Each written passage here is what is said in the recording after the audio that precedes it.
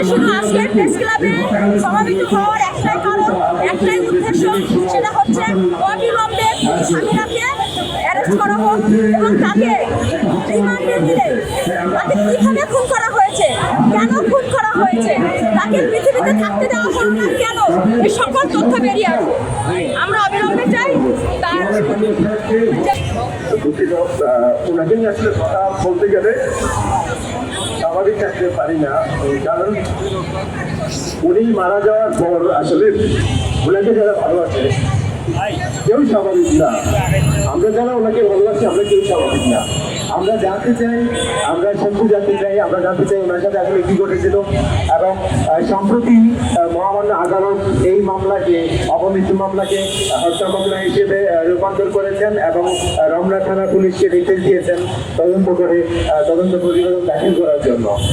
যাই হোক, এখন সেই তদন্ত সেই নির্দেশনার পরে মামলা হয়েছে, হত্যা মামলা হয়েছে, কিন্তু আজকে 20 তারিখ যাওয়ার পরে আজকে 1 তারিখ, এখন পর্যন্ত কোনো আসামি গ্রেপ্তার হয় নাই।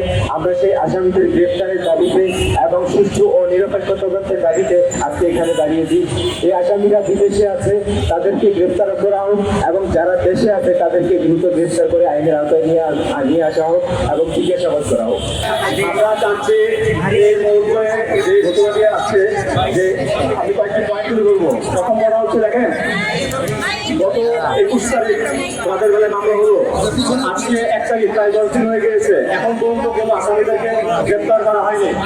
ইভেন এর মধ্যে দেখা গেছে যে আপনার যারা বিশেষ করে বাংলাদেশে আছে ডন এবং সামিরা, তাদেরকে প্রকাশ্যে মোটামুটি দেখা গিয়েছে।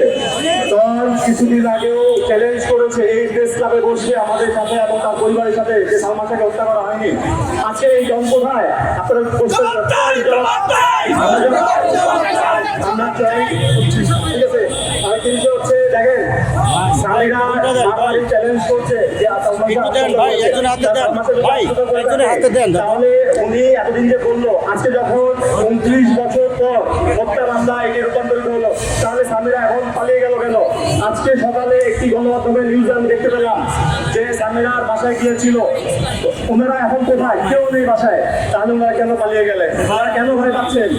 আরেকটি বিষয় দেখেন, তখন কিছুদিন আগেও মামলা হওয়ার 2 দিন পরও সে ওপেনলি তার ফেসবুক স্ট্যাটাস দিয়েছে যে সে 2-1 দিনের মধ্যে আত্মসমর্পণ করবে এবং সে বলেছে সে বাসায় আছে। যদি সে বলে থাকে বাসায় থাকে, তাহলে এখন পর্যন্ত কেন তাকে আমরা আইনের আওতায় আনা হলো না? আমি সরকারের কাছে এই প্রশ্ন করছি, তদন্তের কাছে এই প্রশ্ন করছি।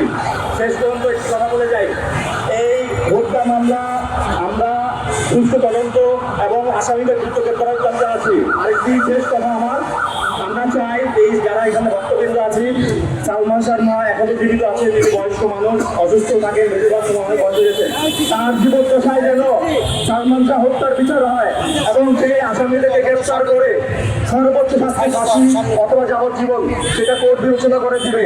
এটা